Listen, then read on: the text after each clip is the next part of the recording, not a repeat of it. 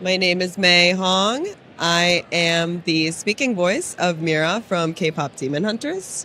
And this is Moana Nui podcast. Signing off. Happy fans. Do it with me. Happy fans. Happy Hon.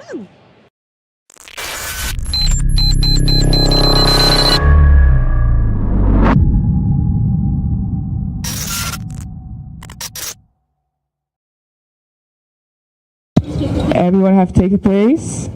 Perfect. Come. Yeah, you with the glasses. Yeah. God called you to come here. I'm joking. All right. So let's applaud everyone who's coming here. I'm happy to see you guys. First of all, we're from Canada, Montreal. Okay. We're not from the United States at all. Yeah. And our first language is French. We don't speak English like that, okay? Like, no, for real. So both of my friends are francophones, and I'm a little bit anglophone, right? I'm trying my best to do that panel. So please, be gentle with us, okay? My English, my English is not perfect at all. It seems cool, but it's not, okay? Really not. Hi, guys. Welcome to the Afro-cosplay panel. Let's applaud those guys, too. So I want to present my my friends. So there is Brad Lee over here, a good cosplayer. Say applause to him. My best friend of long time, Anna-san. And me as Ira. Nice to meet you guys. Experiamos. No, it's a joke. Okay, so let's get into it. So before we start, you can take your phone and scan the QR code. Is it like this in English, right? Yeah. Okay. QR code. C'est code QR. Code QR. So the IRA homepage, it's me, Bradley, it's him, and Anna-san, it's her. So I give you 1 minute for that. I just want to say we are really happy to be here. It's our first time at Washington and for BlerDCon too. And we are so happy to be accepted for a panel. Yeah, I'm also happy to join this panel as well.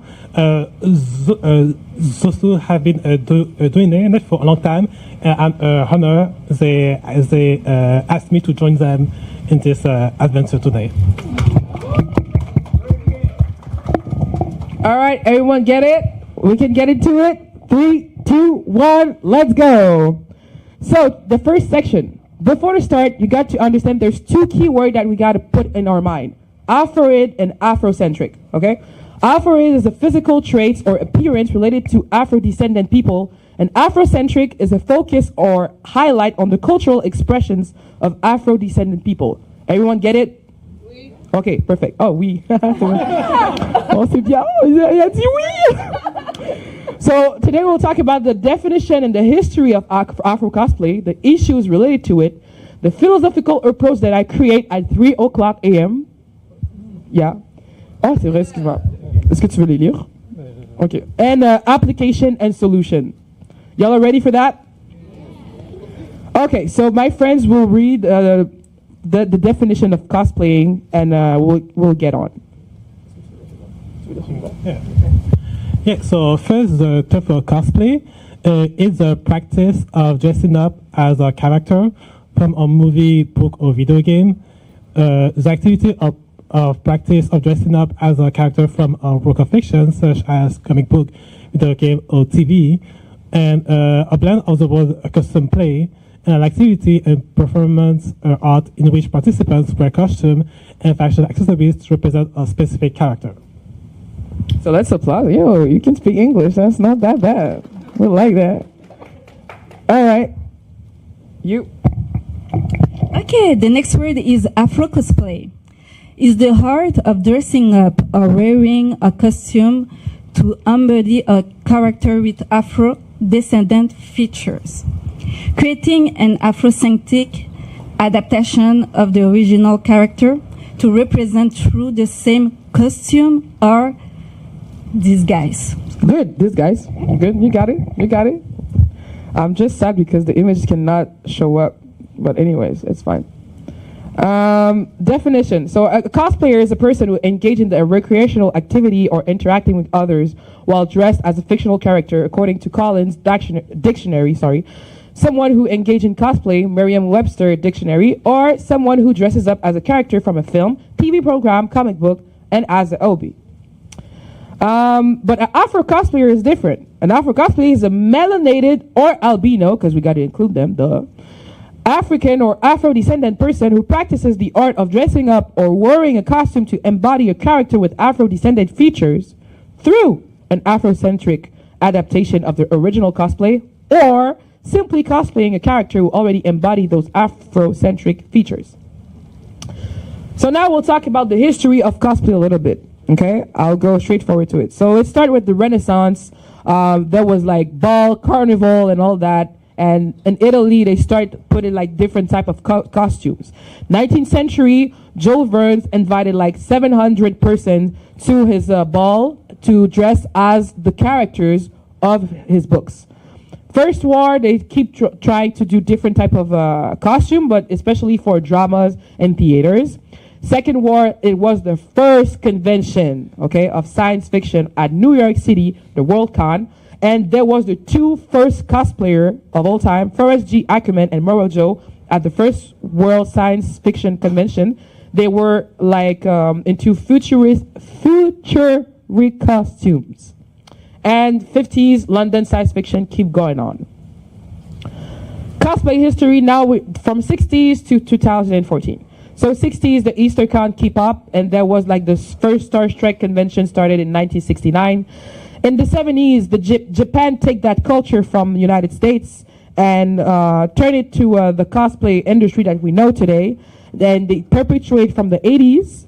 And after in the 90s, they create the Maid Cafe concept, and they perpetuate from 2020 to 2014. I did it in a rush resume because I want to have more time. Now the more important, because we're at the BlerDCon, right? The Afro-cosplay development. So before 2015, it was not really like popular to see black cosplayers. It was actually a minority.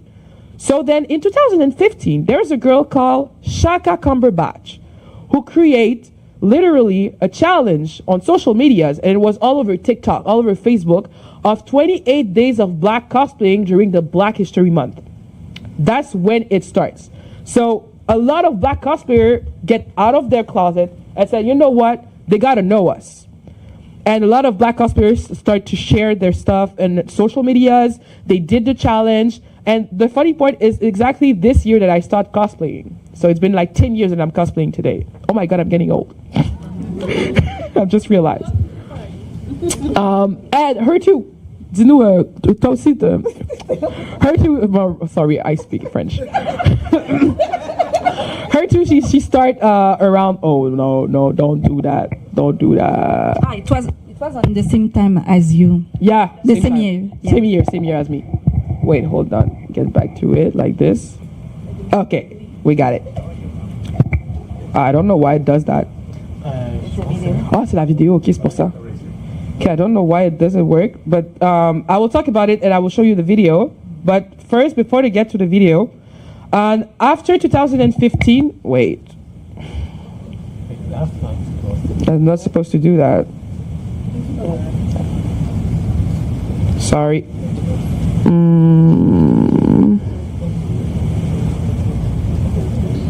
Okay. After 2015, 2017 is literally the creation of BlerDCon. BlerDCon inauguration, it was co-founded by Hassan Parrish and Hilton George. In 2018, Black Panther era and rise of Afro-cosplay and crafting. So during that time, a lot of Afro-cosplayers tried to develop like crafting stuffs and create their own cosplays and not only buy online. So they adapted like different type of cosplays for Afro-descendant people. Around 2020 to 24, now it was really like controversy. Black cosplayers on TikTok and the famous black Ariel. Okay, everyone heard about that one, that Ariel was black, and everyone had a problem with that. I don't have a problem with that. She gotta be black today. Okay, like I don't know why it was a problem, but it was like really like known in the industry. Expansion of the blerd community, so the blerd community get expanded, and first now this is the story that we made. Us in Canada, we were the first Afro-cosplayer who did an Afro-cosplay panel in Canada in Otakuthon 2024. Yeah, let's applause. That's why we were invited here, because Afro-cosplay was not even a thing in Canada. Yeah, they even tried to remove our panel and put it in the midnight to not perform our panel. Yeah, but God is good. Like, we still had our panel and we still made it. But at 10 p.m., it was like after dark. Yeah. All the panel with after dark, and we have our panel of cosplay. It's really sad if it can be played, because there's a video. Well, okay. If mais ça fonctionne pas. Non, à l'extérieur de... Ça pouvait pas. Ça pouvait juste pas. In 2025 to 2026, Ash, I don't know if you heard about that one, but Ash is like the recent Afro-cosplayer who committed suicide after bad comments about her. There was also the Black Freeren. D'ailleurs, I'm really happy to see a Freeren right there with an afro. It's pretty cute.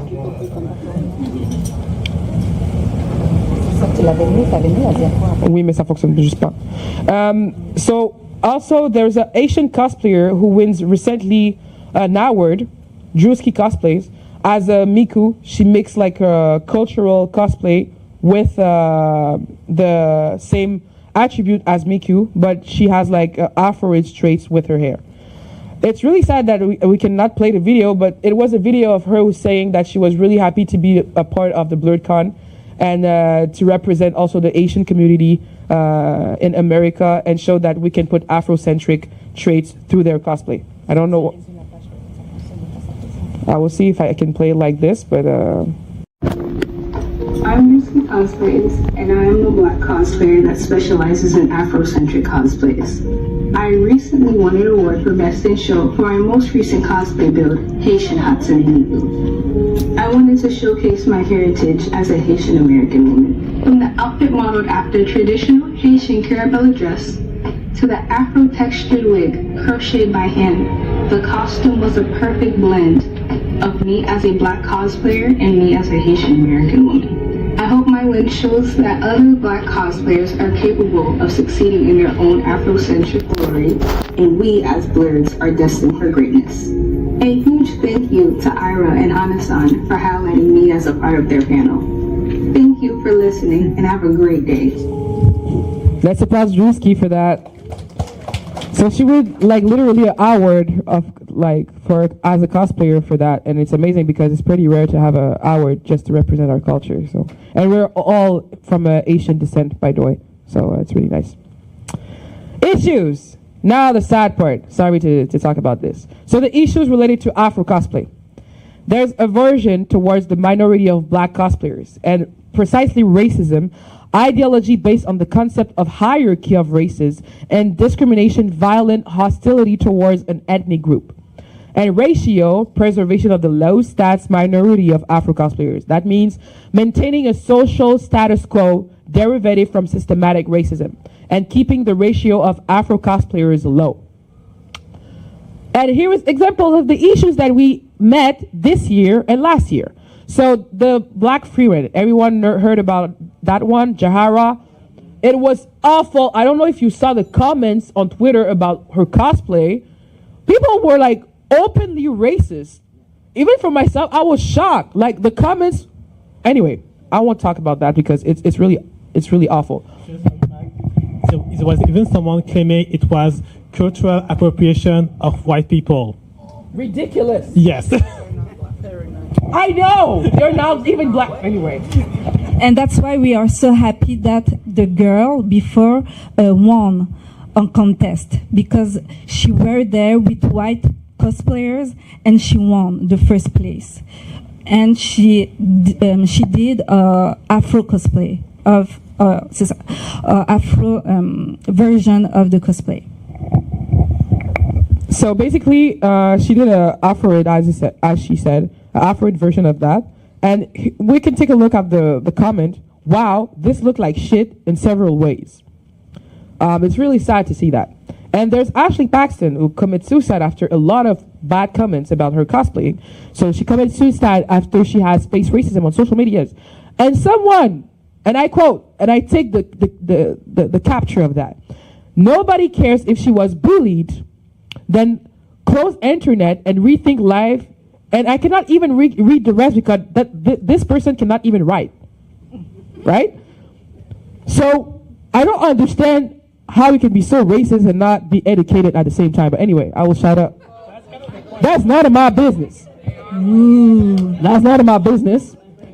But it's really correlative, right? Y'all agree with that? Anyway.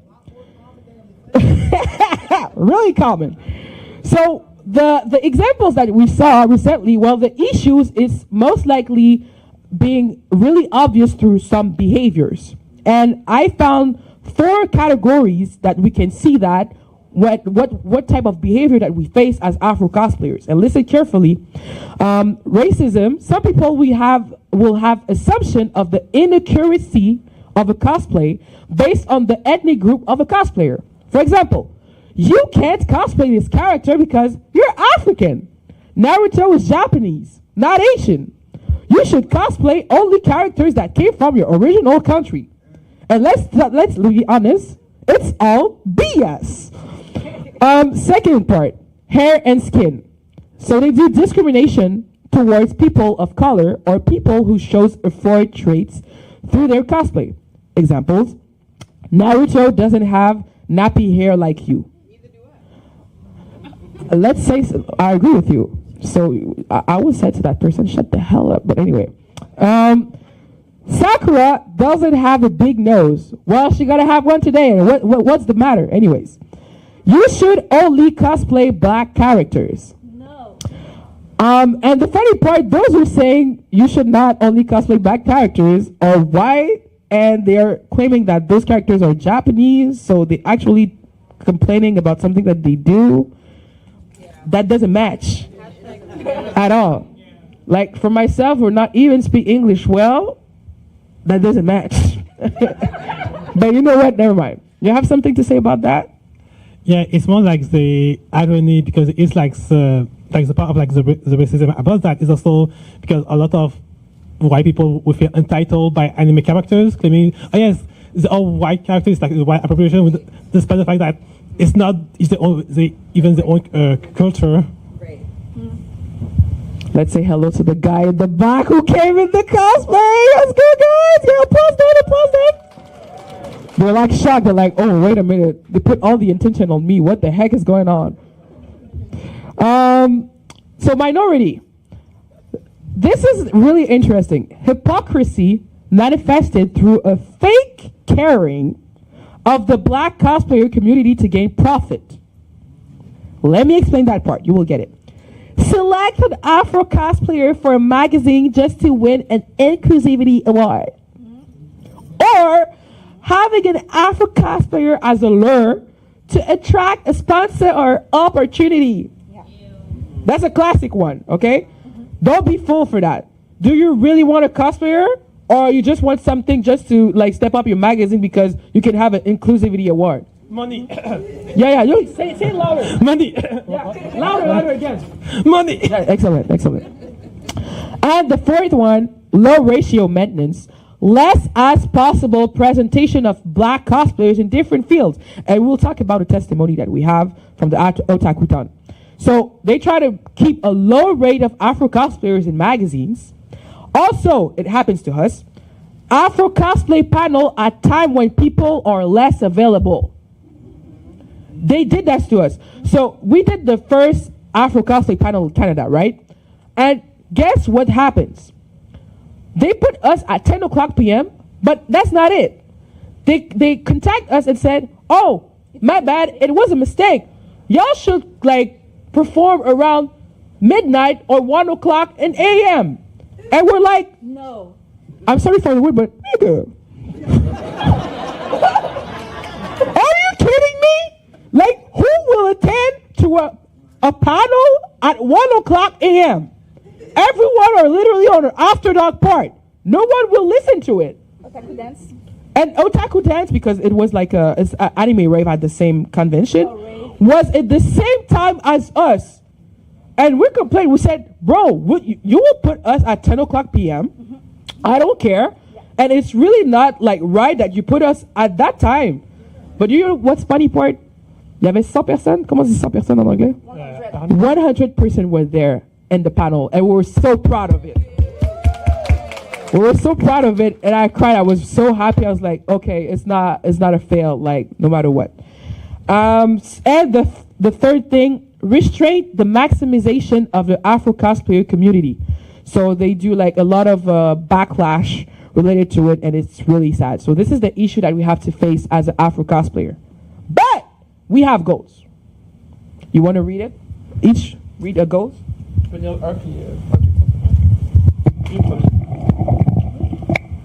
Hello? Okay. The first goal is to establish a healthy open-mindedness within the cosplay community. And the other one, developing a thoughtful freedom to cosplay all characters as a person of color or a person with Afro-descent features. Excellent. So let's talk about the philosophy of Afro-cosplay. So I wrote this at 3 a.m. in the morning, okay? My best friend was like, yo, we got to do projects, but I want to be sure that you're serious. I said, I'm serious? What are you talking about? He said, okay, write a thesis, and if I saw it and it's really well done, I'll follow you. That's what she said to me. I said, you know what? I will write you a university thesis. I will write a conceptual thesis. I will get you all of that, and I got it. So here is the philosophy. First, the basis, the 1 and the 2 that you see, like, is the basis of the philosophy. So having a strong philosophy that values Afro-cosplay gives a better critical thinking about the social issues related to it. And second, rethinking your own paradigm towards Afro-cosplay allows you to be more mindful about any little things that can influence your methods to cosplays. What it means.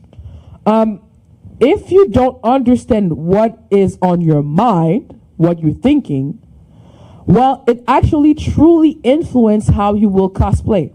And I will explain you the link with those 2 points. But let's talk about the philosophy in itself. First of all, this is the most important thing of the philosophy. Do not care. Let's say it together. Okay. Do not care. Again. Do not care. Exactly. It's perfect. And I will explain why, okay? Don't give a damn about what people think about your Afro-cosplay, and don't give a damn about what people says about your Afro-cosplay. And there's a little section there that we will read. Avoid responding on social media to close-minded otaku that are against Afro-cosplay. We should not give a shit about those person. I'm sorry to say that. Protect yourself. And protect your energy and your mind and your peace. Black button exists. Black button exists. The black button exists. Do not react to their stupid comments and stay stoic. Stoic is like, don't give their emotional energy to those person, okay? Second part of this philosophy is appreciate yourself.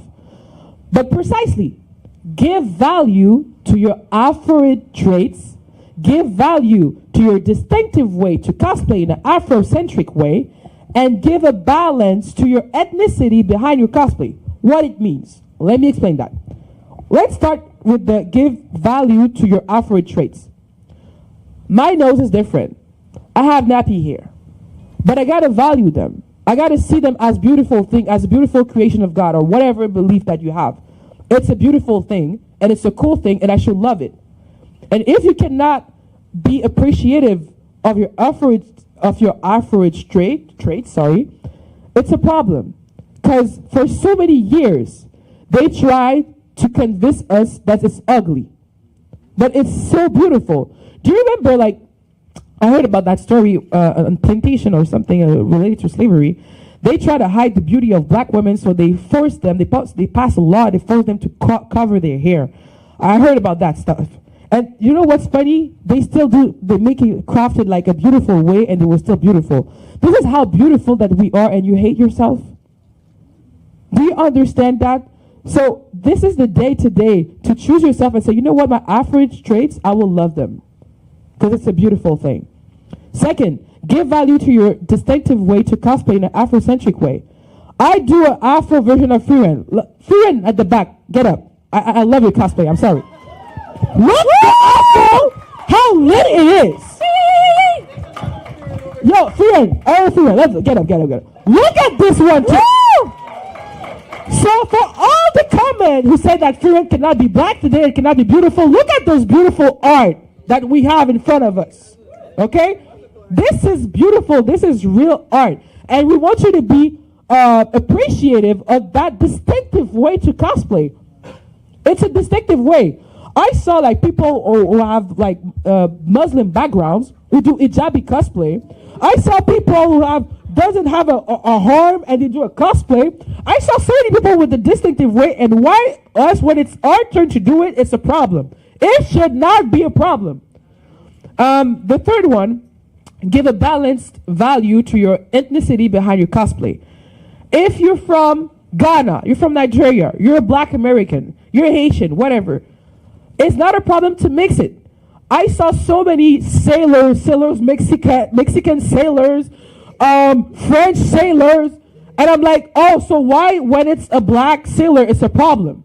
No, they literally mixed their ethnicity behind their cosplay, and me, I have to feel bad for doing it? No. So buy Afro-looking wigs. It's a way to express it. Try different Afrocentric hairstyles: dreadlocks, braids, cornrows, twists. Durags. Yeah, durags. He loves to put durags in his cosplay. But it's actually looking cool though. Try foundation or eyeshadows that are adapted to your melanin proportion in your skin. Because there was a long time ago, we didn't have like foundation for our skin, but now we have it. Say clock it. There you go. The third part, emancipate yourself. Digital promotion or human-to-human promotion, but emancipate yourself. By social medias, magazine, website, convention as the BlerDCon, but don't hide your Afro cosplay. Don't feel like, oh, I cannot do it because there's an Afro. No, there's no limit to it, okay? Representation matters. Exactly. So in summary, the keywords that you have to keep in mind. So here is a full summary of each important keyword to keep in mind about the Afro cosplay philosophy. And difference, redirection, stoicism. And difference is the do not care. Redirection is put your emotional energy to something else as your craft, your cosplay, and not those stupid comments that you saw on social medias. And stoicism, to not invest yourself emotionally. Self-appreciation, valorization, and ethnocentrism. Okay, good. Self-emancipation, promotion, and presentation. The most efficient way to perform Afro cosplay without limits starts with a mindset that doesn't consider judgments from people, but only consider anything that value Afro cosplay. Application. Afro cosplay is one of the best ways to affirm an evident freedom. It's an expression of liberty. Try, create, explore, but surely discover. Second section. We'll talk about gender bending. He's really good at gender bending, by the way. His cosplay of gender bending is really nice. It's like trying to cosplay but in a different gender. Crossplay is the same thing, but you keep your original traits. Humanization is when the character is not a human, but you give human traits. And closet cosplay is when you take everything from your wardrobe and you do cosplay with it. Yeah. And we'll talk about selection, creation, exposition, and monetization. Selection, so the myth that make you believe, I just want to be sure I don't pass okay. The myth that make you believe that Afro cosplay cannot be done because you're black, it's a myth, okay? The reality is you can do it. But be sure to have a budget that is reasonable, okay? So we have that bad habit to take cosplay that are really expensive and we cannot pay our rent. That's not a good thing, okay? So be realistic about that. And be realistic also about the skills. that you have, and the timing. Do I have time enough to finish that cosplay, or I'm trying to finish a huge cosplay of 3 months in 1 week? That's not a good idea. I'm guilty. I tried to finish my cosplay today with this outside. And to take it. So I'm not talking only to you, but to myself also. Creation. Material preparation, crafting, and planning, finishing, accessories. You got to take care of all of this in your mind. So be sure to prep your stuff, prepare your crafting, your planning, and finishing accessories. Exposition. Let's applaud those beautiful winners of the BlerDCon Contest Awards 2025 last year, who showcased their cosplay. They actually do the exposition of their cosplay, and you can do it into conventions, photos, videos, cosplay magazine, cosplay contests, masquerade, and social medias. Monetization, you can do it through education. That means teach people to how to cosplay. Entertainment, sponsors. So if you have eye contact lenses, you can have sponsors for your eye contact lenses, and they pay you for that. Or selling your cosplay. Actually, this is her dream because she does crafting. We can talk about it a little bit. Oh no? Okay. She does crafting and selling.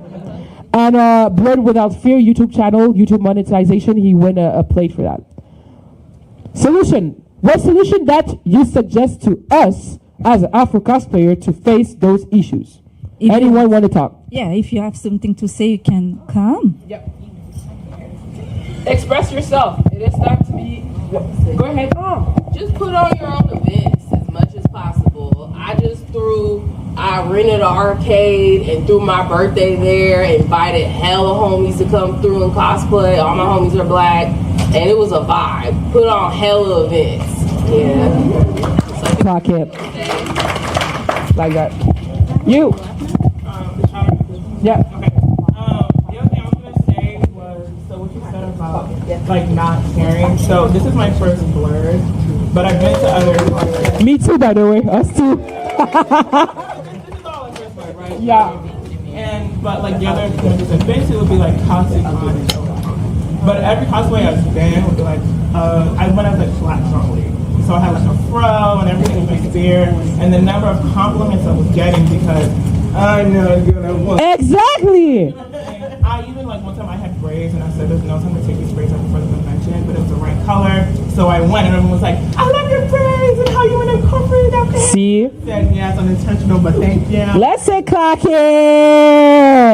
I like that. Thank you for the solutions. I love that a lot. So I will present you the cosplays that we did as Afro-cosplayers. GP, stay alive. We need you. We love you too. All right. So that was me. That's me. But this picture is really meaningful for me. This is my first Afro-cosplay ever. And it wasn't my natural hair. But I will explain you the backstory like fast. I was trying to do Ermion, right? And I was like, damn, I forgot my wig. And it was a straight hair wig. And I'm like, oh my God, I cannot do Ermion anymore. It's dead. Oh, I will not cosplay. And I said, you know what? Never mind. I will just go like this. And you know what? It's fine. And I walked down the street. And everyone said, oh, it's Ermion. They literally recognized the cosplay. And I was like, they recognize it? And it's like, yo, it's so cool with your natural hair. And I realized, why I never did that. Since that day was in 2019, I promised to myself I will do Afro cosplay until I die. Since then. And then I keep doing it. So there was that one. There's Jabami Yumeko. So it's me playing Jabami Yumeko. I will look like a crazy, okay? Look that one. I'm already crazy in the real life, okay? So. Maybe that one. Choose the card you want. Yes, girl. Jabami Yumeko from Kakeguri. Inata, she gonna be black today. She gonna be black today. Gotta be black today. Inata Solo, my first gender bending. Uraka Otako from Ina Iro Academia. Afro-descendant. GP loved it a lot. This is an Isle Queen one. I love that one with 2 Afro puffs. I really liked it. Velma. And Lemon Irvine from Marshall. This is one with my best friend. The creepy one is my best friend behind. Like, she's about to kill me, right? And this is my best friend, it's Storm. She's so gorgeous. Like, every time, by the way, I always call her Queen Cosplay. She inspired me to become a cosplayer today. If I'm a cosplayer today, it's because of her. Let's applaud her. I always said that. It's only because at Montreal, there's not a lot of black cosplayers. She's, yeah. Yeah. She's the first. I always said that. Oh, never mind. It's after. Okay, next. This is a cosplay from Dan Dadan. She did it by herself. By herself. The wig is made with crochet. Yeah. The mask is made, I made it too with crafting. And all the costume, comment on dit coudre? Sue. Yeah. Sorry. My English is not good. 5 seconds or 5 minutes? Oh, minutes. Oh, I was scared. Okay, we're almost done. Oh, yeah. We're down for it. There's her in Tokyo Revenger. Gender bender. Gender bending. This one too.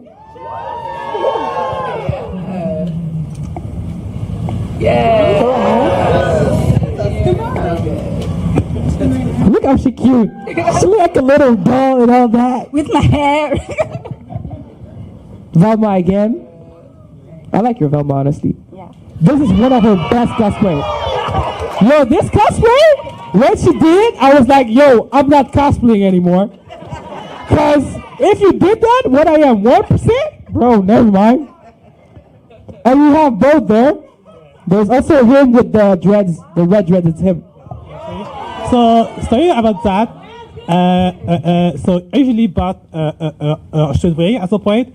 My cousin saw that. I'm like, I'm gonna do you a dreadlocks wig after that because like, and no way you're gonna go out like that. And this one, I dyed my hair, and most of my cosplay most of them have red hair. You will see that in the photos. Yeah. So if it was like go all black. I did. Red. I'm jealous of you, man. Those are so lit. Yeah, Daphne.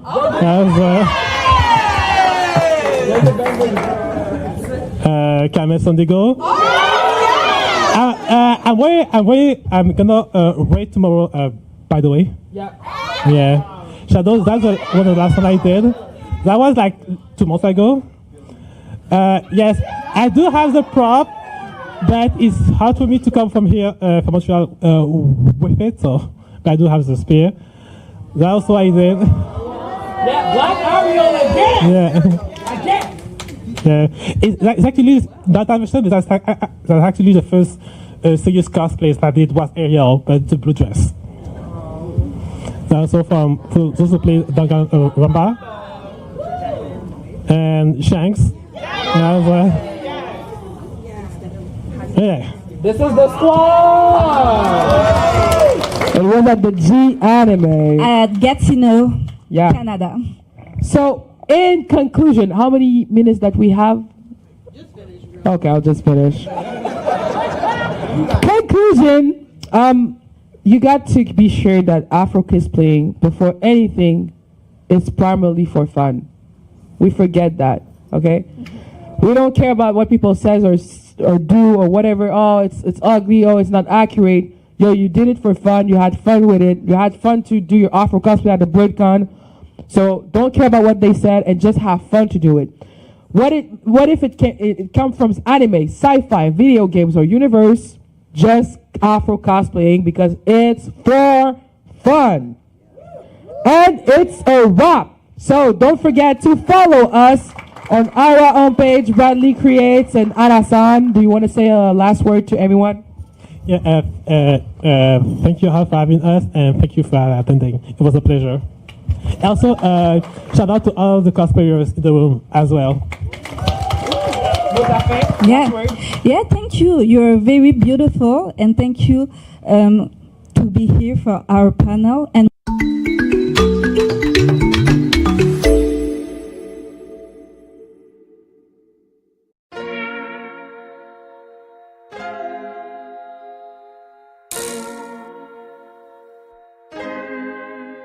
so many stories left to tell, even if we have to ourselves. Can't keep history on the shelf. If they won't tell it, we will. If this the land of the free, it was a freedom then, when they annexed Hawaii and called it cedar lands, without any type of payment and no signing off. Called themselves a republic in 1894. 1.2 million acres overtaken from the native Hawaiians. When they resisted, the West retaliated in violence and erasure. The Hawaiian language is banned as part of colonialism's plan to expand, yeah. Stuck between a rock and a hard place. Multiple bombings of Kaho'olawe as a part of their ongoing war with Asia. Used it as a place for target practice. No consent or compensation. Colonizers call for annexation.